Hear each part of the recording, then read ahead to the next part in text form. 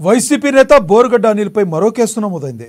PT వారెంట్పై ఆయన పోలీసులు కర్నూలుకు తీసుకొచ్చారు. సోషల్ మీడియాలో సీఎం చంద్రబాబు, మంత్రి లోకేష్, బోరుగడ్డ అనిల్ వారిపైన అనుచిత వ్యాఖ్యలు చేశారు. దీంతో ఆయనపై గతంలో టీడీపీ నేత గట్టు తిలక్ ఫిర్యాదు చేశారు. ఈ మేరకు కర్నూలు మూడోపట్నం పోలీస్ స్టేషన్లో మరో కేసు నమోదైంది.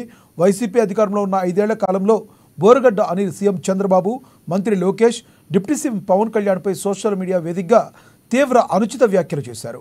2021లో కర్లపూడిలో బాబు ప్రకాష్కు 50 లక్షల రూపాయలు ఇవ్వాలంటూ బెదిరించిన కేసులో ఇటీవల పోలీసులు అతన్ని అరెస్టు చేశారు. నల్లపాడు ఠాణాకు తరలించారు. వైసీపీ పాలనలో జగన్కు వ్యతిరేకంగా ఎవరు మాట్లాడినా వారిని బోరుగడ్డ అనిల్ అసభ్యకర పదజాలంతో దూషించేవాడని బాధితులు పోలీసులను ఆశ్రయించారు.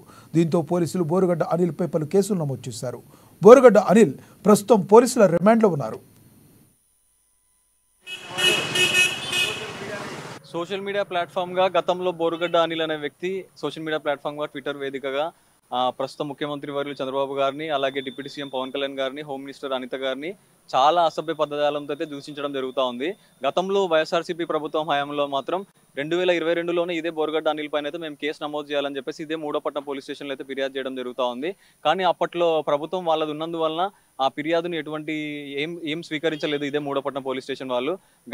ఇదే సంవత్సరం ప్రభుత్వం మారిన తర్వాత జూలై నెలలో ఇదే బోరుగడ్డ అనిల్ పైన ప్రభుత్వం మారిన తర్వాత కూడా ఆయన దుర్భాషలాడుతూ ఉన్న నేపథ్యంలో ఆయనకు సంబంధించిన పోస్టులు అయితే ఏవైతే ఉన్నాయో వాటిని ఆధారంగా తీసుకొని అయితే మూడోపట్నం పోలీస్ స్టేషన్లో అయితే మేము ఫిర్యాదు చేయడం జరిగింది. దీనిపైన మూడోపట్నం పోలీస్ వాళ్ళు రెస్పాండ్ అవుతూ 352, 353 బిఎన్ఎస్ యాక్ట్ కింద అయితే ఇదే బోరుగడ్డ అనిల్ పైన అయితే కేసు నమోదు చేయడం జరుగుతూ ఉంది. గుంటూరులో బోరుగడ్డ అనిల్ పోయిన నెలనే దొరికిన నేపథ్యంలో ఆయన రిమాండ్కి అయితే తీసుకోవడం జరిగింది. మన కర్నూలులో కేసున్న నేపథ్యంలో మూడోపట్నం పోలీస్ స్టేషన్ వారు పీటీ యాక్ట్ కింద 3 రోజుల రిమాండ్ కోసం అయితే కర్నూలు తీసుకొచ్చారు.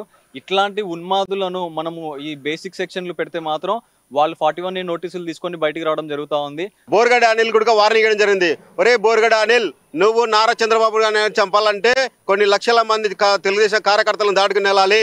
నువ్వు ఏం చేసినా సరే నారా చంద్రబాబు నాయుడు గారు వేసుకున్న షర్టుల్లో ఉన్న దారం పొగుడు తెంపలేవురా అని ఆ రోజు చెప్పడం జరిగింది. ఆ రోజు చెప్పడం జరిగింది. ఈ రోజు అది నిజమైంది. బోరుగడ్డ అనిల్ గారికి ఒకటే చెప్తున్నాను, అధికారం ఉంది కదా అని విచ్చలుగా మాట్లాడితే ఇలాంటివి జరుగుతాయి.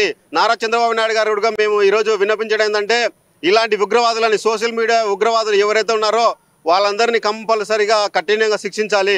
అలాగే శ్రీరెడ్డి కూడా నారా చంద్రబాబు నాయుడు గారు వ్యక్తిగత జీవితం గురించి, నారా లోకేష్ గారి వ్యక్తిగత జీవితం గురించి, పవన్ కళ్యాణ్ వ్యక్తిగత జీవితం గురించి, అలాగే వంగలపూడి అనిత గారి గురించి